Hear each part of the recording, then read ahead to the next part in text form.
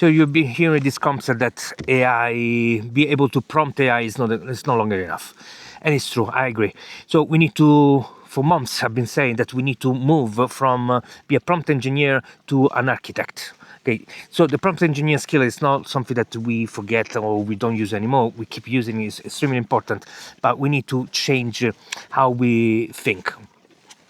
Why do we know we need to do this? It's because the AI, as you know, is not reliable, it's not protected, so it's risking somehow, it's not optimized, therefore it burns an insane amount of token. And now that we have to pay AI through API, we see that this optimization is extremely important. But also is, like I was saying, is reliability, because that the cost is also connected to that part. So you ask AI to do something, then AI doesn't do correctly, so you need to correct, and so on. So there's a lot of burning token just to get AI to do something that it's supposed to know, in the sense you already explained. It's supposed to be inside the memory, and so on. So that is a lot of frustration. So for months we couldn't do anything. Okay, we had to interact with these basic models. But now we have, fortunately, we have this OpenClaw. So OpenClaw gives us all those tools. So it's a basic, almost broken architecture that we can fix, tinkering, improve, add elements, and make it ours. Love it. Okay, I've been. If you've been following this channel, I've been working on building something like this for months, but I couldn't do it. It's true that on one other side, I was building something much more complex. But now we have it, so I can add that complexity on the system that I have, on this OpenClaw. So I want to explain you what I've been doing. So to resolve those major problems. Because I've been thinking for months, okay? So it's not like I start now that we have it, just something new to discover. No, I've been thinking, and if you see the video in the past, I've been talking about this architecture problem and what we need to add to get an AI that works in the way that we need. So, talk about an AI that is reliable. So the problem with AI is that it drifts. Okay, so the moment that you say to do something, it does, maybe not 100%, but it does. And then after a while, just forget, it just starts drifting. And then if you just work over time, basically it just hallucinates the reality. So it doesn't have a kind of an element of truth, what is actually happening, what we should actually work on. So how do we fix this? This is, in somehow, the concept is simple. We need a kind of one single source of truth. Okay, so AI need to read this document that there is exactly the information needed to be able to work on that specific task. But it's that is okay. So like I said, the concept is simple. But how do we make this work? How do we structure this one single source of problem of truth? Because the truth is huge. Okay, so there is a lot of truth, a lot of elements that might be required to actually consider depending on the task. So it's at the moment in the past, okay, we always been the one to manage it. Okay, this is the document. Now we change topic. This is the other document, and so on. Okay, a lot of manual work. What we need to do now, it's automate it through another AI. So I created this extra AI as a small AI agent. That what it does, connected to my keywords, is going to inject the document for me. And therefore the AI is always going to be always updated on what to do and how the system works. So let's say I'm working on the architecture of the AI itself because I want to improve it. So what does it need? It needs, of course, an overview. So a zoom out of the all elements that are connected. Then a zoom in on the specific element that we are working in. Okay, or maybe there are two elements that are connected, so you need the zoom in of both elements. So think about this level of layering all those single source of truth, and the allowing AI to be able to zoom in and navigate, so it can get the right knowledge, the correct knowledge on what it's doing, what the system works, on how the system works. So by doing this, now I don't need to explain anymore. I don't need to search the document and give it to the AI. I don't need to risk that I forget something and then the AI starts drifting. And then the real risk is we talk about, okay, let's change this. But because the AI doesn't have the full view of the system, it might change a code that breaks it. And I might forgot, okay, about the system itself because it becomes so complex. So I can't remember everything all the time. So AI needs to do it. So through this system, searching, uploading in the memory, okay, in the working memory, all the information that is needed. So all those single source of truth get uploaded in the working memory. Now the AI, when I ask to do something, will say, okay, there is a conflict.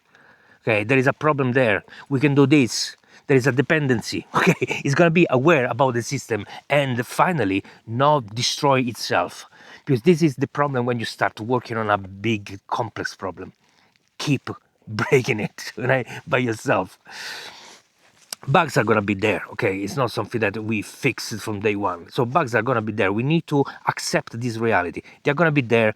How we manage in this problem, how we manage to not allow AI also to not change those single source of truth, because that is another problem.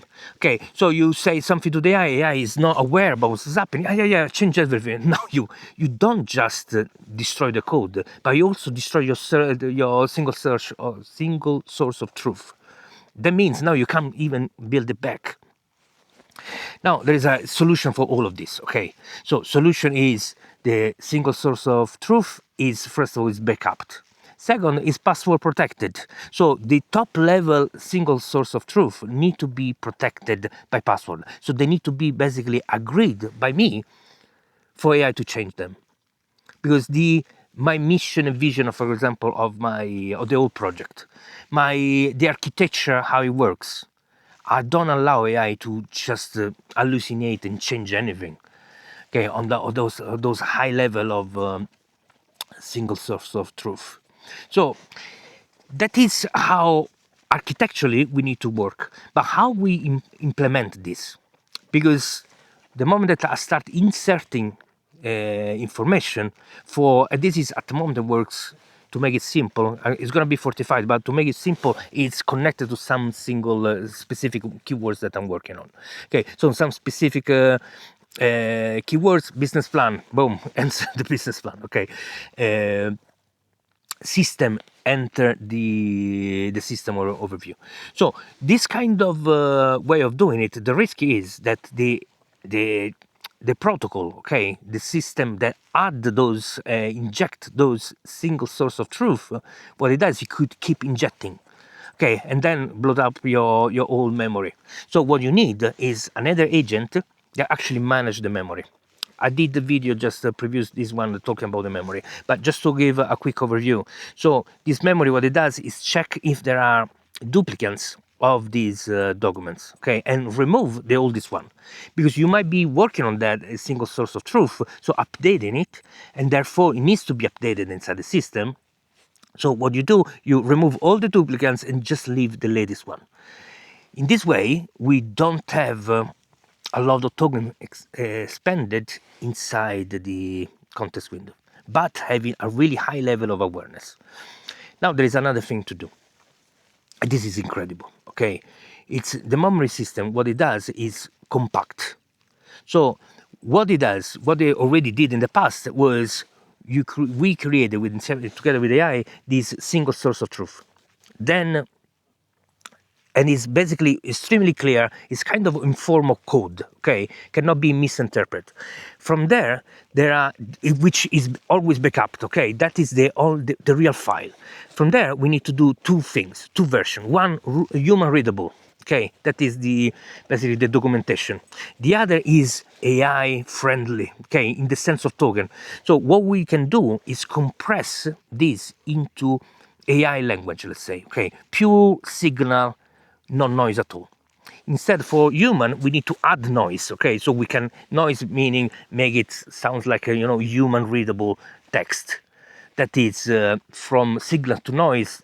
Let's say there's a lot of noise compared to signal. For the AI doesn't need any noise. So basically, it's compressing. How does this do? So there is this memory agent that pre-work on those single source of truth. What it does, so you look at them, compress, and then check the compression value against the original and see if anything is missing. If something is missing, it's gonna just edit the compressed file. This is run on a really small agent, okay, and obtain lossless, meaning there's no loss of any data, any information, but save 80%, no, sorry, 90 to 92% of the data. So maximum amount of compression. So really small amount of token to set the same thing for the AI to understand it 100% correctly. Okay, so already you can see the saving. Now, these same strategies, this same thing can be applied to our communication with AI. How do we do it? So I start communicating with AI. So I start basically inserting a lot of noise compared to the signal. Okay, so I give all this stuff. And at the beginning, it's fine. Okay, the first part of the interaction should be kind of fully raw for the AI itself. So it can understand, try to interpret this. But then the second part, it should become compressed. So the AI agent, what it does is looking at the top part. There is an algorithm, okay? I'm not going to say exactly the numbers, but the point here is, for example, 35K takes the top 4K and compress them. So, and keep doing this thing, okay? Keep compressing the top 4 row K that so the top 4K, the top 4K that are raw are gonna keep compressing them. So now the memory, within the same size window of memory, we have 80-90% more signal.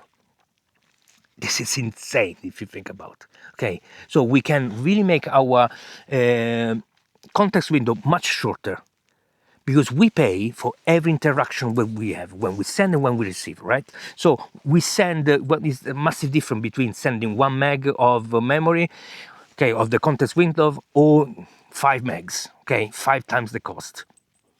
That is the reality.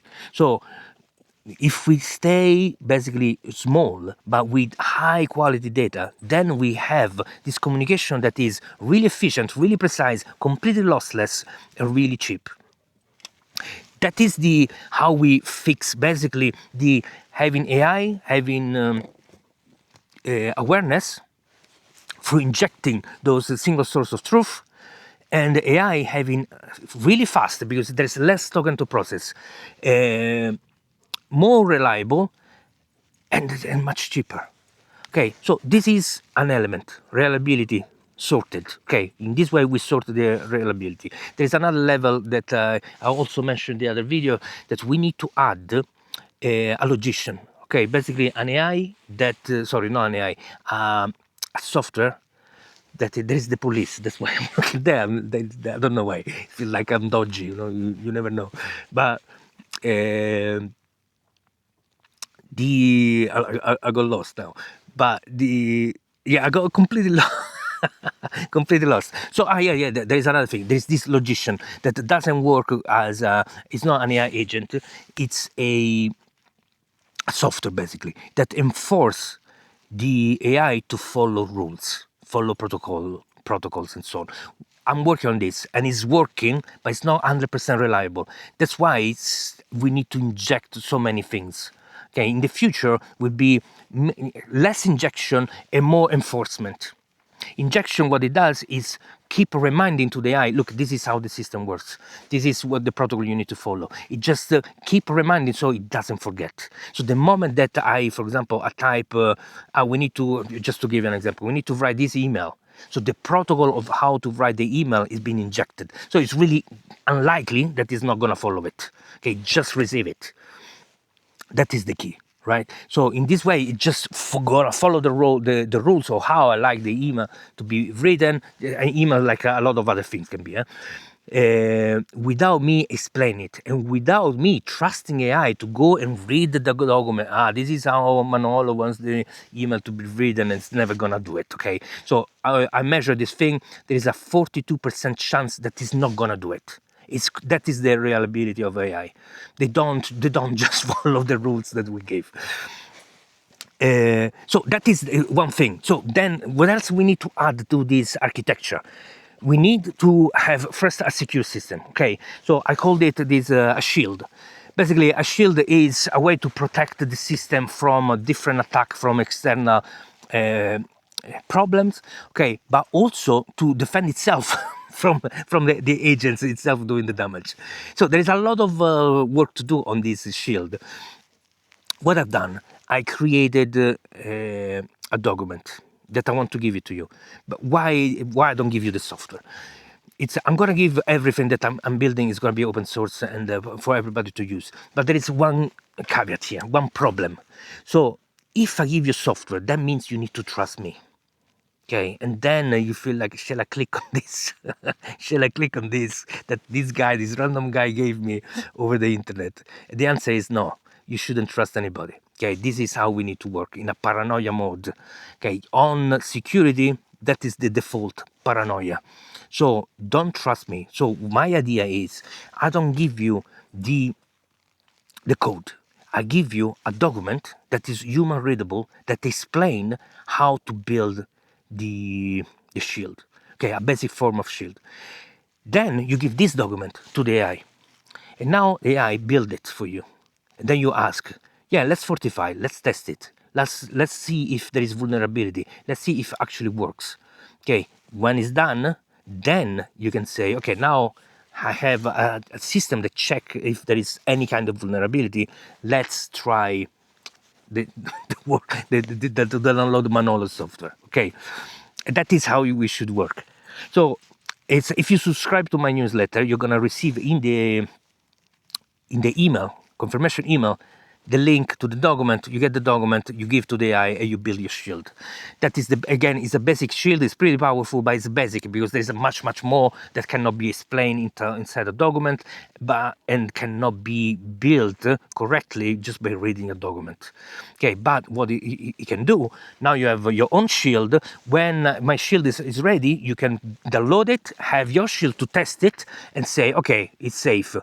Nice, it's pretty much like me, but has these other elements. So I can check those elements, test them, and then say, okay, this is safe, let's use it. That's how we need to work. So the shield, another element of the architecture, extremely important. So if you don't understand security, if you don't know how to start, again, subscribe, download this stuff, and check it. It's a really good starting point that you can carry on improving while I'm improving mine. And then when I give you mine, you have an improved version of the shield, and it's going to be even safer for you to evaluate, okay, I use it or not use it. So the other element that we need to talk about is multi-agent. Okay, so and here I don't know if I said at the beginning, but here we're talking about this OpenClaw. I think I said it. Okay, so I got this OpenClaw. Now we need to improve it and fix and make it work in the way that we want. So one of the most expensive part is what we were talking about, the memory. Okay, so already compressing this allow to a lot of saving.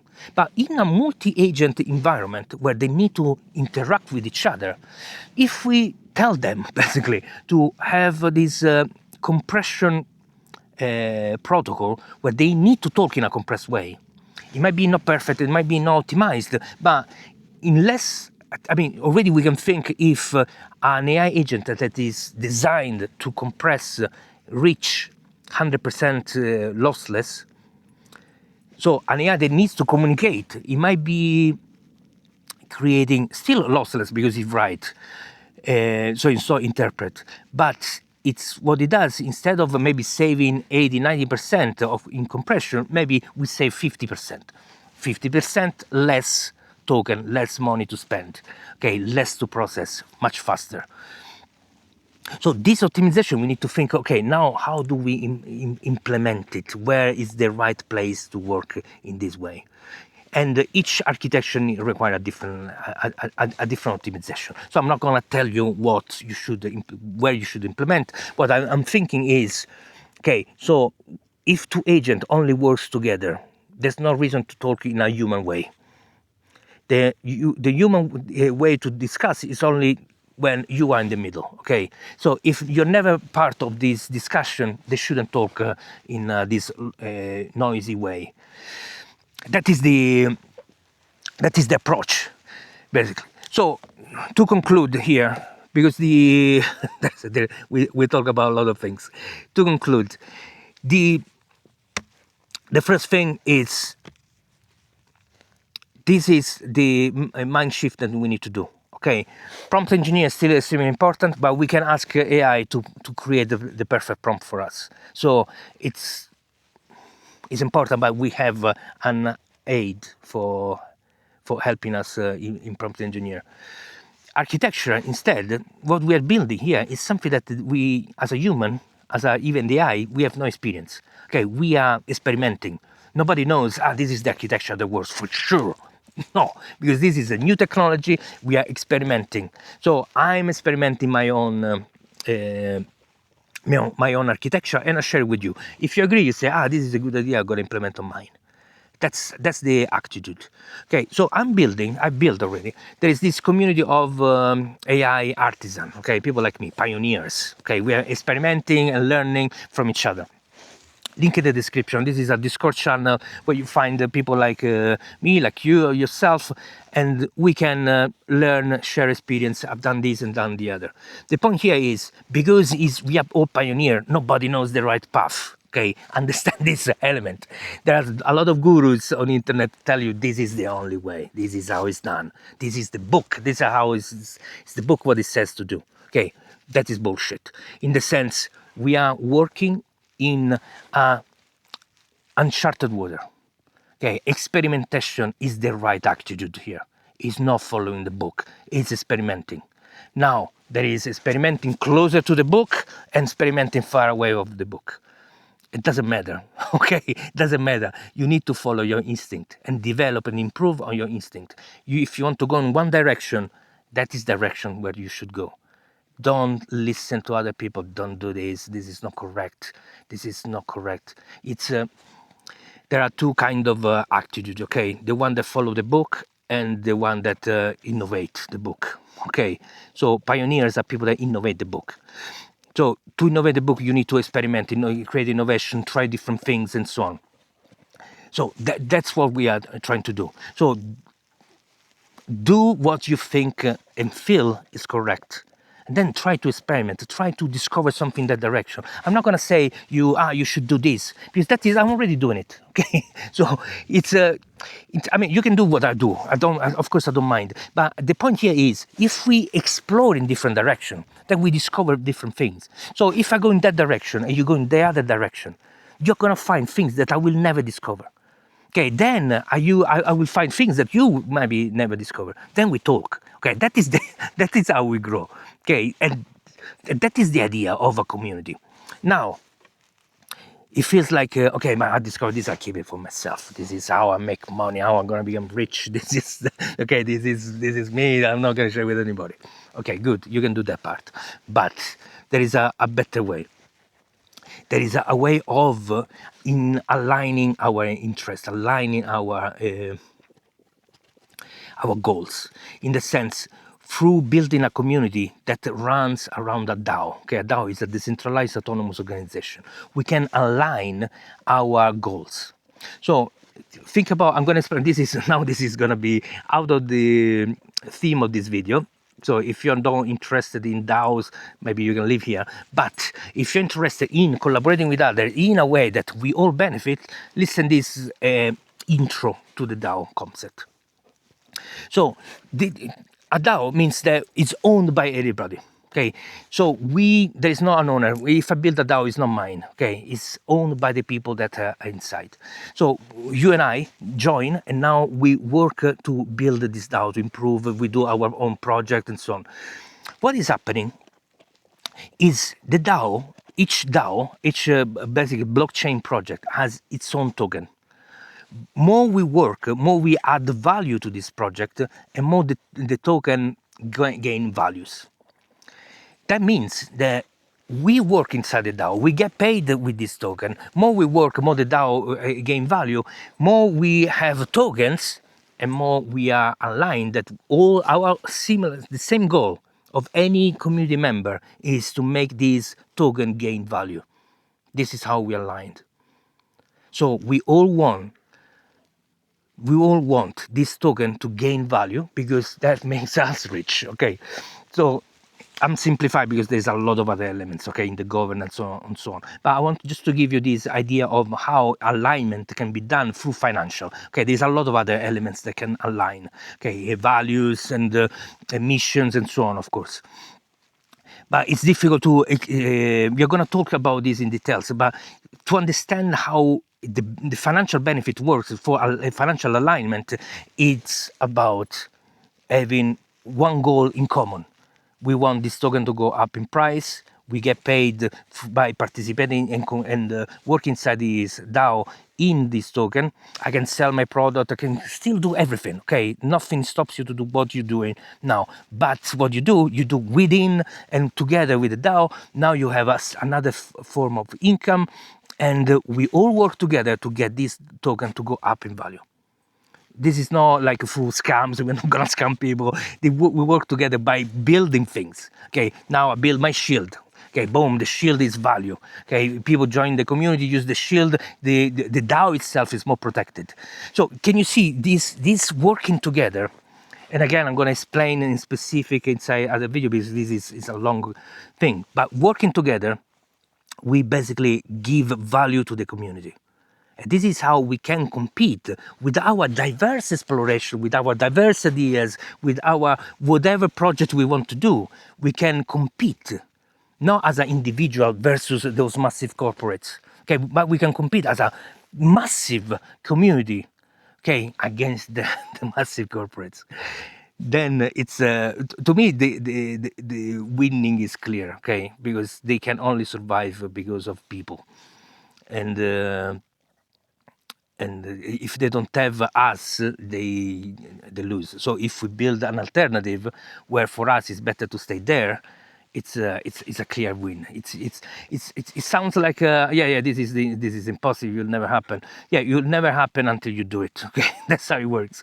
So if you're interested to this kind of content, and so like and subscribe. And if you want to know more about architecture and stuff, I've been making videos and videos in the past talking before the problem was even present. Okay, I was talking about architecture problem, the memory, the there's a lot of elements, okay, inside to the architecture. So there is a lot of video. There is also a playlist for all of them, but also that shows one thing. Okay, if you are following this channel, means that we see the problem ahead. Okay, problem I'm talking about a problem that is gonna happen in 6 months, 8 months. So thanks for staying until now, and see you next. Ciao.